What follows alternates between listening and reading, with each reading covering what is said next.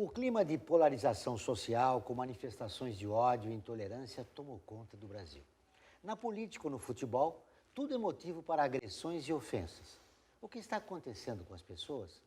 Por que a raiva ficou generalizada e discordar se tornou ofensa? Para conversar sobre esse e outros assuntos, recebemos em nosso programa o psiquiatra Wolf Singal, membro da Associação Paulista de Medicina e da Associação Brasileira de Psiquiatria. Está no ar o Observatório do Terceiro Setor, o olhar da cidadania.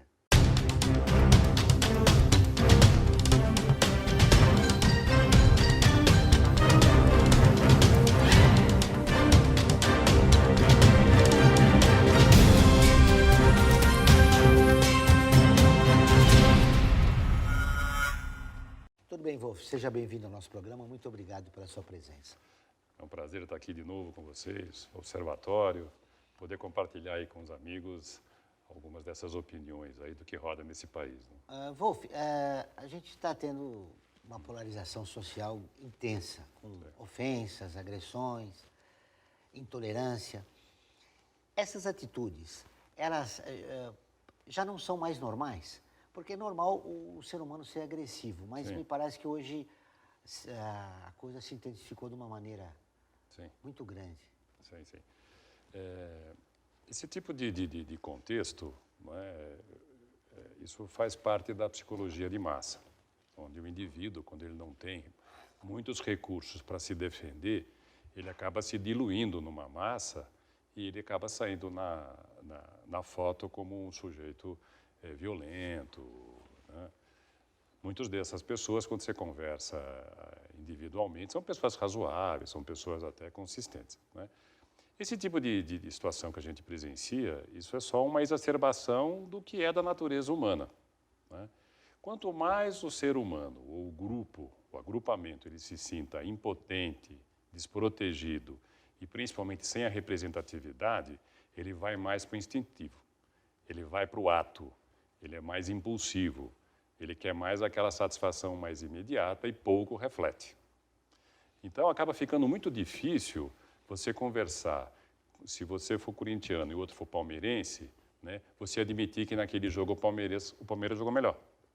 Né? Da mesma maneira, nessa polarização da política, é quase que impossível, no calor da briga, da discussão, você sentar e conversar e ver que talvez o outro lado possa ter as suas razões e vamos chegar a um comum acordo, ou mesmo que isso não aconteça, pelo menos a um bom senso, a uma coerência. Né?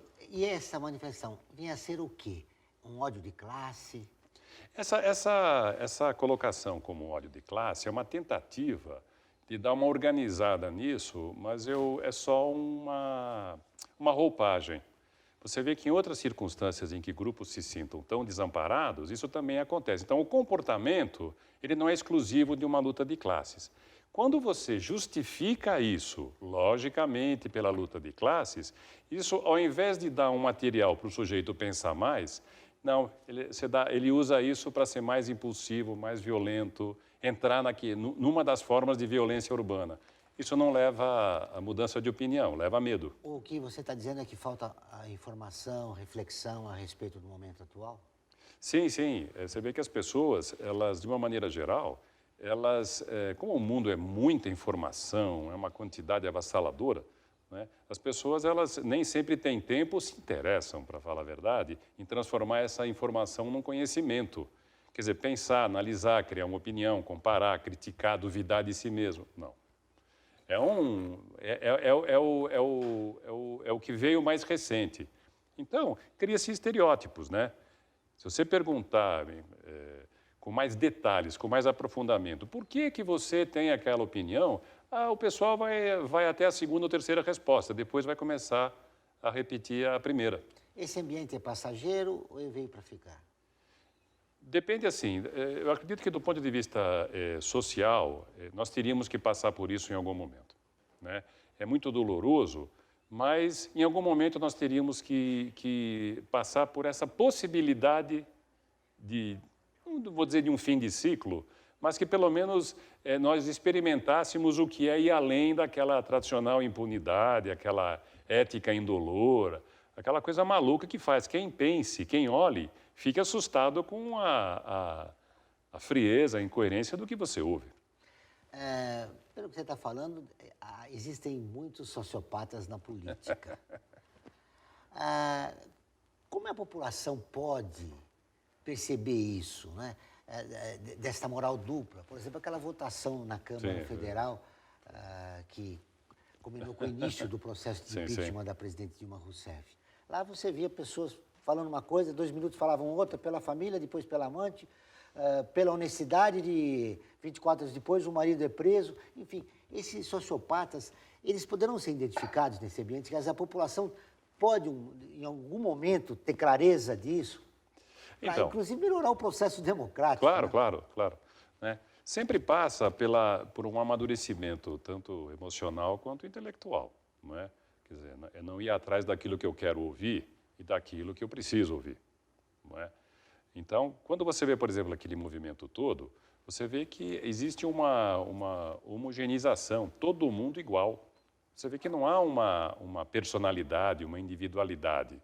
Foi um movimento em grupo e, como eu já falei, dissociado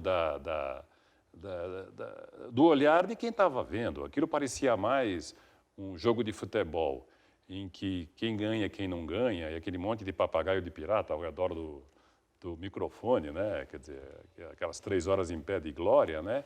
Do que uma coisa sintonizada com uma dor, uma angústia, uma necessidade profunda da população, da nação.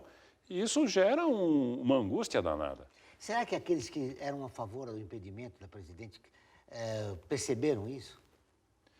Olha, é possível se perceber isso? Se você talvez conversar com alguns deles em off, pode ser que eles até façam uma autocrítica. Mas, assim, como existe uma lei maior de sobrevivência no cargo e na política e com todas as benesses, eles se diluem. Por isso que eu falei no início. O cara perde aquela capacidade de ser a voz, né? Que, aliás, precisa ser um tipo mais... aguentar mais o tranco da própria opinião, né? E fica naquela coisa comum. Eu nem sabia que tinha tanto filho e primo tão honesto, né? Quer dizer, quando o cara começa a falar muito que é honesto e todo mundo é honesto, eu até desconfio, né? Não precisa falar, né? Mas esse é o clima político, é a Câmara que a gente tem, né? Com certeza tem gente muito séria ali, né? Mas o produto final fica essa coisa em massa, essa coisa que tira da identidade, inclusive tira um pouco da legitimidade, da seriedade da coisa, né? Bom, o cara está falando porque ele é consistente e porque ele está indo para o lado que vai ficar no poder, né? Isso para quem eventualmente se incomoda com a coerência. Para a população, bom... esse time vai ganhar, então é isso aí, vamos botar fogo no circo. Então o cara fica mais reparando se a Dilma está chorando ou não está chorando, se de repente tem ou não tem Você sabe consistência. Que a história não é generosa com os viras-casacas, né? Muito bem, nós vamos para o intervalo e voltamos dentro de instantes.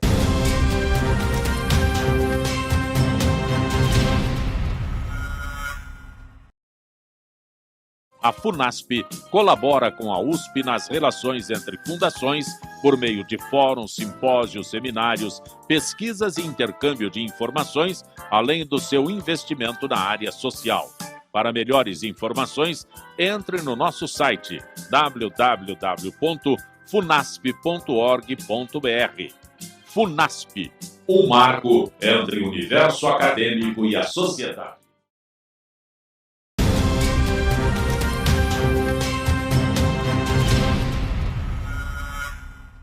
Estamos de volta com o Observatório do Terceiro Setor, o Olhar da Cidadania. Nosso entrevistado de hoje é o psiquiatra Wolf Simbel. Wolf, eu vejo aqui que você teve uma parte... trabalhou no Juqueri. Isso foi nos anos... Década de 80. Na década de 80. Eu me lembro que também na década de 80 do século passado, mais ou menos, a Itália teve uma postura interessante lá. Eles abriram os manicômios, né? Sim. E no Brasil não teve grande repercussão isso. Eu não vi discutir a respeito desse assunto, mas era uma coisa importante. Na verdade, essa abertura dos manicômios foi uma outra abordagem para se tratar o doente mental, não é isso? Como todo movimento embasado numa postura filosófica, numa consistência, tinha e tem o seu valor. Agora, quando ele entra, esse movimento que aqui no Brasil tem ainda esse movimento de reforma psiquiátrica, do deputado, acho que Salgado, né? Que, questionando o modelo clássico da psiquiatria, propunha todo um trabalho social e psicológico que atendesse a essa população. Né? Era laboterapia, Sim. remédio só quando necessário e o fim do tratamento de choque, é isso? Sim. Quer dizer, isso muito ancorado nos limites da psiquiatria e em toda uma história onde a psiquiatria, para ela adquirir uma certa autonomia, até hoje a gente tem dificuldade, né? Que o pessoal tem medo que se passar no psiquiatra é louco, né? O que acontece é que, assim, quando você entra com esse referencial, né, você acaba passando por cima daquilo que tem consistência na psiquiatria enquanto especialidade médica. Então, acaba havendo uma generalização onde tudo fica comportamento. Então, bioquímica, cérebro, lesão, gente que realmente não tem condições, fica tudo politizado. Aí acaba dando o que aconteceu. Então, naquela época, haviam grandes hospitais psiquiátricos. Eu me lembro que no Juqueri tinha a alta social e a alta médica. E a alta social era o sujeito que a família não vinha pegar e ficava lá. Não era esse o lugar que ele devesse ficar, né? O que acontece é assim, muitas das pessoas que você vê na rua hoje são doentes mentais que, por esse esvaziamento da rede psiquiátrica, eles não têm a coragem. Então, do ponto de vista do questionamento, ele é válido porque tem casos em que, de fato, uma abordagem mais não só medicamentosa é de muita valia. Agora, quando você generaliza, né, isso acaba, inclusive, entrando na população como uma oposição que vai reforçar aquela ideia de que preconceito vai contra reforçar. a Então, assim, bom, psiquiatria. então o cara é aquele sujeito, como você falou, do eletrochoque. Por exemplo, o eletrochoque. O eletrochoque hoje, ele é uma formação muito rica e muito pouca gente sabe que o eletrochoque salva milhares de vidas. Quando você tem tratamentos em que você não consegue, por exemplo, casos de depressão. Né? Depressão profunda, né? Os quadros refratários, você tenta, você associa, não vai. Muitas vezes a diferença da vida da pessoa é eletrochoque. Só que hoje é feito com anestesia, não é aquela coisa mais heróica de antigamente. Não é? Então, assim, quando entra é sempre legal. Da mesma maneira como a gente estava falando da política, né? Todo esse excesso tem uma coisa legal. Agora, em que parte do pêndulo vai ficar? Aí, vamos acender Além vela. do preconceito, a sociedade brasileira tem um trauma, porque o eletrochoque foi usado muito na tortura aqui no nosso país, no período da ditadura militar. Sim, né? sim, sim. Quer dizer, começa a haver uma associação entre com o psiquiatra, o autoritário a serviço. Isso também tinha muito na Rússia, né? Onde muito era usado para tirar verdades, confissões, né? Então ficou muito misturado isso e o objeto de estudo da psiquiatria por si só já é muito complexo. Ele é uma caixa preta. Né? A coisa é tão delicada que, do ponto de vista da população, tem muita gente que confunde o psiquiatra e o psicólogo. Ele, por exemplo, ele não sabe que psiquiatria é uma especialidade médica. Você faz 6 anos, depois você faz 2, 3 anos de especialização. É um médico. Né? O psicólogo ele faz a faculdade de psicologia. Os dois, eles vão se nutrir de uma mesma matriz. Você tem a psicopatologia, que é o estudo das doenças, dos fenômenos de doença. A psicologia estuda o funcionamento normal dentro de certos referenciais e a psicopatologia, quais são os sintomas, o que é uma alucinação, o que é uma depressão. Né? Então, qual é a diferença? Às vezes a pessoa fala assim, puxa, eu prefiro ir no psiquiatra fazer terapia porque é médico.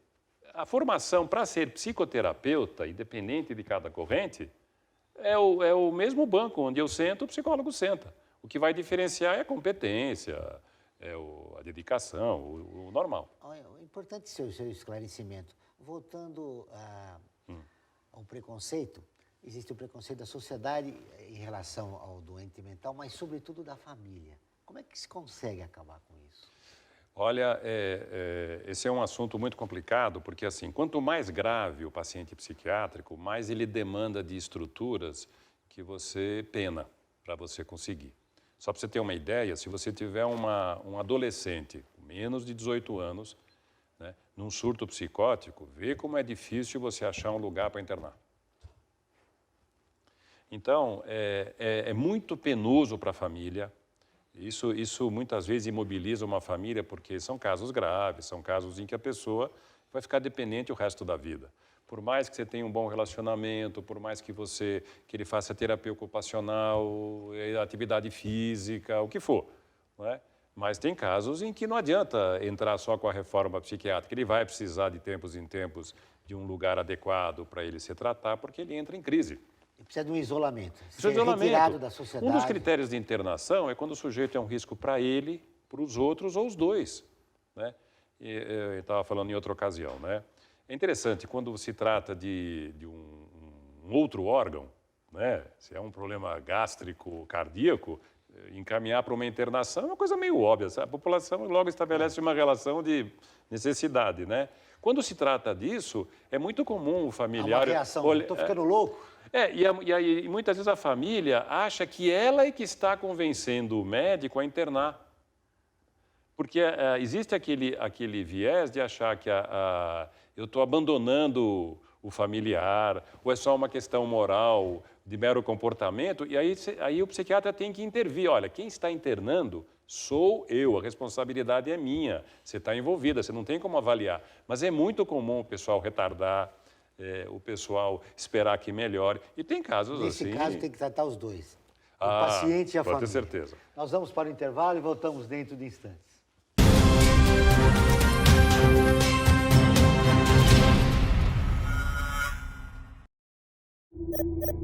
Internacionalizar a economia afeta o seu emprego? Para onde vai o Brasil? Ter opinião sem análise é só repetição. Repetição, repetição, repetição, repetição, repetição, repetição, repetição.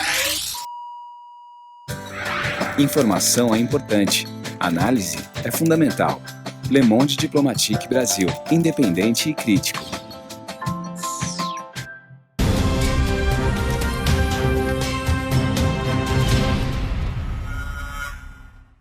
Voltamos com o último bloco do Observatório do Terceiro Setor, o Olhar da Cidadania.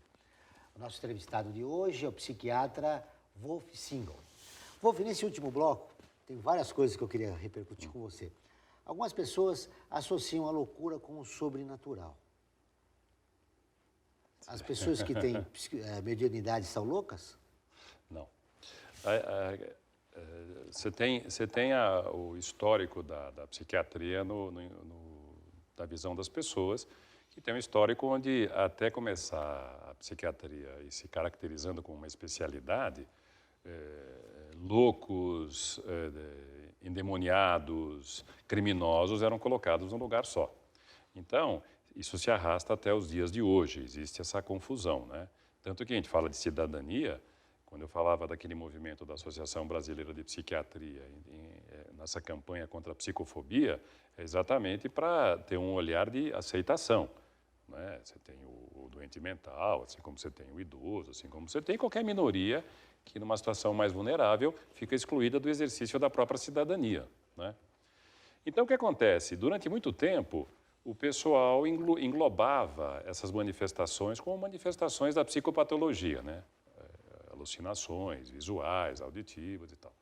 Hoje, já faz um certo tempo, já existe um capítulo dentro da avaliação psiquiátrica, dos estudos, que separa o que é uma manifestação que pode sugerir uma alucinação, um delírio, de uma outra situação em que a pessoa externa esse tipo de manifestação, mas tem um ego preservado. Isso então, é importante. Isso é muito interessante. Ou seja, ela continua lúcida. Ela continua tem a lúcida. manifestação, mas depois ela sabe quem ela é. Sem dúvida. Enfim. Então, quando você fala, por exemplo, de mediunidade, né, é que como vem um vocábulo através da doutrina espírita, ou esse viés, acaba contaminando. Mas, assim, se você usar qualquer outra nomenclatura, você vê que muitas vezes as pessoas têm essa sensitividade, elas eventualmente acessem outras áreas cerebrais sem necessariamente serem taxadas de louca. O que acaba acontecendo muitas vezes é que para você lidar com estas faculdades, você precisa ter muita maturidade, né? Então, no caso do doente mental... Atualmente o psiquiatra está preparado para tratar? Nem todos. Tanto que nos últimos congressos tem havido módulos ligados à espiritualidade, psiquiatria. O pessoal está avaliando isso de uma maneira menos preconceituosa. Aliás, é muito comum o paciente chegar no consultório e ficar meio receoso de dizer que, olha, eu frequento um centro de umbanda, porque ele acha que eu vou taxá-lo como mais doente mental. E isso, não, pelo contrário, desde que a relação da pessoa com esse tipo de atividade seja saudável, pelo contrário, às vezes é um suporte social poderoso. É muito, porque isso tem um significado dentro da formação da pessoa que psicologicamente segura muitas angústias. Pode ajudar no tratamento? Claro, claro. Quer dizer, o que geralmente acontece é que quando a pessoa tem claro que isto não é uma patologia, você tem que tomar cuidado o uso que ela faz disso. Aí é o contrário. Então, tem pessoas que, por exemplo, podem querer se esconder atrás de todas essas explicações para não lidar com outros núcleos. Aí é outra coisa, né? Então, é isso que a gente tem que sempre ajudar a pessoa a discriminar. Que legal que você tem isso, eu acho que você pode desenvolver e tal, mas cuidado para não trocar as coisas, né? Porque tem muita gente que entra assim, olha, se eu fizer isso, então eu resolvo tudo. Antes fosse, mas não é o caso. Não é o caso. Não é o caso. Na sociedade moderna, a doença mental aparece mais no jovem, na criança, no idoso. Então, aí tem a ver também com como o olhar ficou mais em cima, até estatisticamente. Hoje você identifica, ou procura identificar traços daquilo que aparece no adulto, já na criança, já na pré-adolescência. A ideia é de que, bom, já que esse é o percurso mais provável, que tipo de interferência de preventiva eu poderia, né? Então, tem aqueles que acham que, desde o início, mesmo não tendo um quadro explícito, você já entrar com medicamento, outros questionam, né? Mas é uma preocupação interessante, né? Porque quando a coisa se instaura, muitas vezes você detona um problema que a gente já sabe que vai cronificar. Então, será que isso faria uma diferença? Mas isso é uma coisa caso a caso. No caso dos jovens, qual é o momento inicial para se iniciar, para começar-se uma terapia? Olha, a terapia, existem várias correntes de terapia, ok? Né? Então, você pode usar a terapia para consolar, para adaptar, para transformar, até para transmutar, conforme outras correntes, né? Conforme o caso, desde que as crianças são muito beneficiadas por terapia, né? Seja para conviver melhor com um quadro já mais grave, seja autismo, uma coisa mais complicada, seja para lidar com traços daquilo que você percebe que, olha, isso aqui não vai dar trabalho, né? Então, quanto mais precoce a intervenção, né, claro que você está fazendo o quê? Você está tentando quebrar uma estrutura cognitiva, uma forma de pensar que, em se cristalizando, vai mandar na pessoa. É que se imagina que ainda não está formado. Não está formado. A estrutura não está formado. Então, né? muitas vezes você não tem um tratamento que vá curar, mas você, com a medicação, você tenta dar tempo para que aquela criança, aquele adolescente amadureça. Então, muitas vezes, assim, você não tem uma cura medicamentosa para o autismo. Mas, assim, nos casos em que você tem que dar a medicação, se eu consigo diminuir a irritabilidade, a impulsividade, o que eu estou fazendo? Eu estou dando uma oportunidade para a criança, ao sofrer menos problemas de relacionamento, ela consiga perceber como é legal os outros se aproximarem, porque, caso contrário, a molecada fica longe. O idoso é mais diferente? Você tem um idoso que tem uma cabeça muito legal, e aí ele é permeável, esse tipo, ou você tem aquele idoso que, bom, ele não vai mudar a opinião, e aí se você puder dar uma ajudada, complicado, né? E tem a questão do polimedicado, né? Quer dizer, esse é um desafio, a psiquiatria mexe muito com essas coisas. Qual o caso mais complicado que chegou no teu consultório? Seja normal, do sobrenatural, enfim. O pessoal muitas vezes pergunta pra gente, né, como é que você aguenta, né, e tal, quer dizer, eu costumo dizer assim, bom, eu gosto muito do que eu faço, né, você acaba desenvolvendo uma compaixão racional. Quantas pessoas você atende por dia? 10, 15. 10, 15 pessoas. 10, 15 problemas pessoas. bem variados. São muito variados, né. Claro que hoje houve uma ampliação da rede diagnóstica, né, mas o ser humano é o ser humano, né, então é o que eu sempre falo. medicalizar é uma possibilidade. Você não tiver outras âncoras, você não consegue completar aquilo que a medicação não faz. Então, é a medicação, é a terapia, é a alimentação, é a desintoxicação, né? É a parte espiritual para quem faz sentido, é a acupuntura. Todas essas coisas fazem parte. Só que a moçada, como já vem adestrada, eu vou ao médico, eu quero o remédio, isso é uma coisa que a gente observa com frequência. O paciente, ele elege. Isso aqui eu vou fazer, isso não. É muito interessante isso. Mas escuta, mas... Ele já vem com histórico, então? Não, ele já tem um adestramento, né? Então, O que seria isso? Ele vai ao médico, então o que ele vai fazer no médico? Ele vai pegar uma medicação. Quando você vai falar, olha, escuta, se você comer sem agrotóxico vai ajudar, né? Ah, é verdade, eu tenho essa informação, mas é como pedir para o cara falar, olha, fazer atividade física, é verdade, mas ele não faz, né? Então, esse adestramento faz com que isso piore, inclusive, a própria imagem da especialidade, né? É muito comum também as pessoas, elas dizerem assim, não, eu não vim porque eu tenho uma mãe que toma remédio há 30 anos e não melhorou. Né? Então ele faz... E não é que não é... Isso é um mecanismo de defesa, né? Em relação ao seu problema, né? E não é que ele possa estar falando uma mentira, só que ele generaliza. Então, aquela medicação para ele é completamente diferente da mesma medicação para a mãe dele. Esses casos são os mais comuns. E aquele complicado que eu perguntei para você? Tem situações assim que você tem que ser muito criativo, né? Tem a situação de consultório, tem a situação de internação, né? Porque você tem que dar uma volta, muitas vezes, você tem que, às vezes, entrar na coisa alucinada, delirante da pessoa, para você estabelecer um tipo de vínculo que ele minimamente confie e vá para uma internação, por exemplo. Então, eu já tive situações assim, que olhando de fora, assim, parece engraçado, mas dentro da circunstância de correr risco. Né? Porque às vezes a pessoa é muito violenta, né? Isso numa situação mais extremada, não é a média não é o comum de um consultório de psiquiatria, né? Então, se tem situações forenses, tem situações de drogados muito comprometidos, né? Tem pacientes com a questão do suicídio. Estou falando de coisas mais extremadas, que é onde o desafio ele é maior. Quantos anos você tem de profissão? Eu já vou para uns 40, né? 40 anos de profissão. Olha... Depois de 40 anos, para a gente encerrar nossa entrevista, do que você tem medo? Olha, eu tenho medo do meu desconhecimento.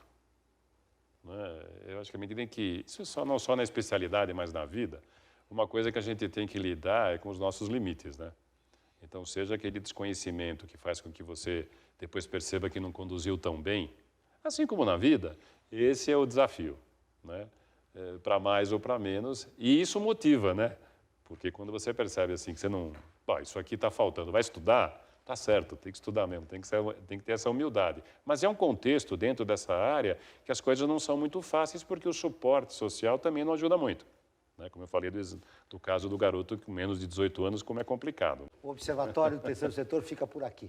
Para rever esse e outros programas, acesse o nosso portal www.observatório3setor.com.br. Voltaremos na próxima semana na busca de uma sociedade mais justa, solidária e sustentável. Até lá.